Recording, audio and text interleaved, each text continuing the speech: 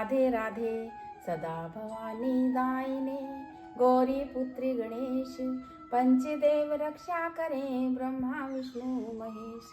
माघ महात्म 10वां अध्याय। यमदूत कहने लगे कि हे वैश्य, एक बार भी गंगा जी में स्नान करने से मनुष्य सब पापों से छूटकर अत्यंत शुद्ध हो जाता है। जो गंगा जी को दूसरे तीर्थों के समान समझता है वह अवश्य नरक में जाता है।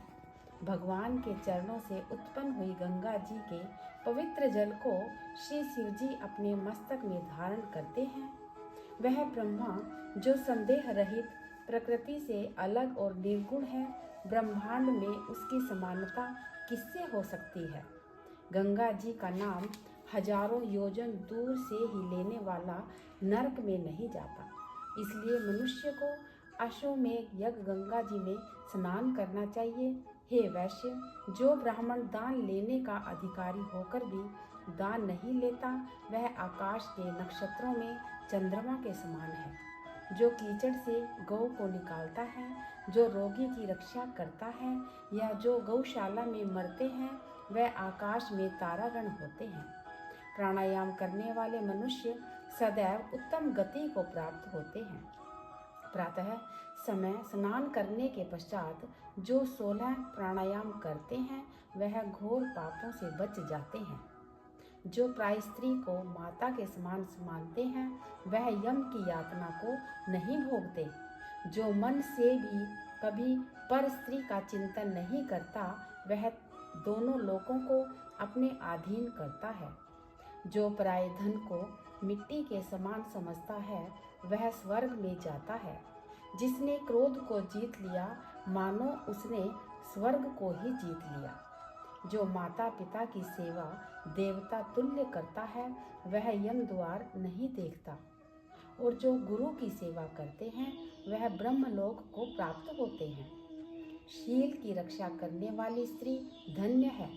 शील भंग करने वाली यमलोक जाती है। जो वेदों और शास्त्रों को पढ़ते हैं या पुराण और संहिता पढ़ते और सुनते हैं तथा जो स्मृति का व्याख्यान करते हैं, धर्मशास्त्र समझते हैं या जो वेदांत में लीन रहते हैं, वह पाप रहित होकर ब्रह्मलोक को प्राप्त होते हैं।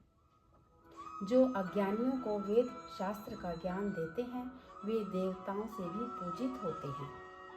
यमदूत ने कहा कि वैश्य श्रेष्ठ यमराज ने हमको वही आज्ञा दे रखी है कि तुम किसी वैष्णव को मेरे पास मत लाओ।